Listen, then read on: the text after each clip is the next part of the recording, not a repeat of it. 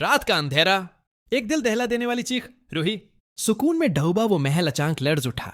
दीवारों से गूंजती आवाज ने जैसे पूरे घर की रूह हिला दी। नहार, रतन और बाकी सब चंद लम्हों के लिए पत्थर बन गए। फजा में ऐसा सन्नाटा छा गया कि लगा जैसे वक्त रख गया हो।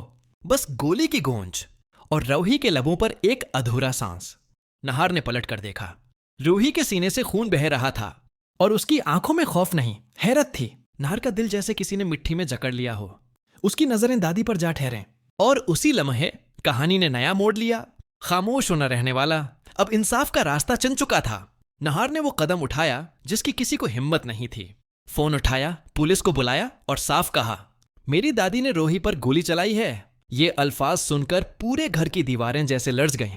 सबके चेहरे जर्द, सबकी सांसें रक्की हुई, क्योंकि जिसने गोली चलाई वो कोई दुश्मन नहीं बल्कि वही दादी थी जिनकी दुआएं कभी घर की ताकत हुआ करती थीं। पुलिस के आने तक खामोशी का राज था। सिर्फ एक आवाज गूंज रही थी, पुएतो दबाओ। रूही की टूटी हुई सांसें। नहार ने रूही को अपनी बाहों में उठाया और गाड़ी की रफ्तार हुआ से भी तेज कर दी। रास्ते भर सिर्फ एक जुमला दोहराया जा रहा था, या अल्लाह मेरी रूही को बचा ले। अस्पताल में ऑपरेशन शुरू हुआ। लम्हे सदियों जैसे लगने लगे। आखिरकार डॉक्टर बाहर आया। रूही खतरे से बाहर है, लेकिन कहानी के अंदर का जख्म अभी बाकी था, क्योंकि जो खून गिरा था वो सिर्फ जिस्म का नहीं, एक रिश्ते, एक भरोसे का था। नहर ने चीख कर पूछा, आपने ऐसा क्यों किया?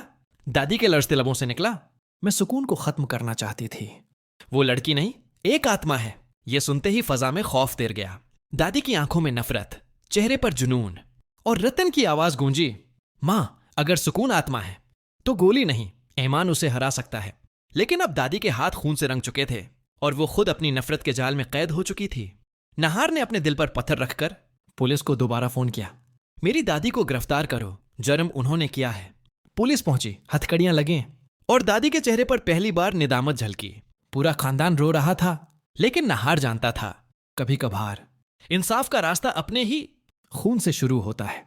दादी के कैद होते ही घर में अजीब सी हलचल शुरू हो गई।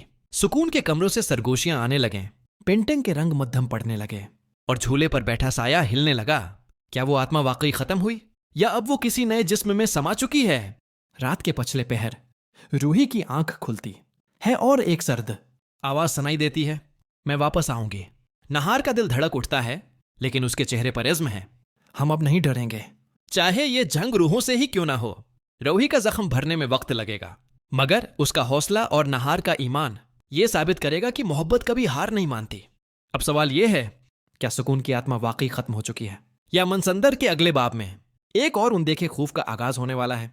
दोस्तों, अगर आप समझते हैं कि मोहब्बत की ताकत हर बुराई पर भारी है, तो कमेंट में जरूर लिखें, I support Nahar and Ruhi हो।